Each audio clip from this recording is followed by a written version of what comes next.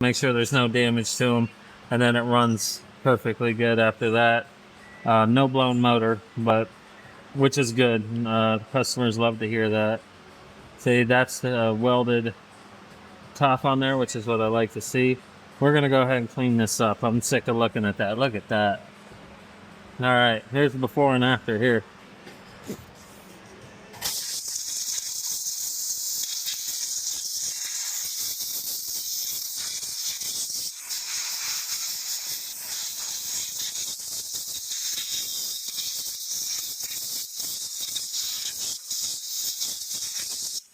Right before our eyes, completely different looking machine.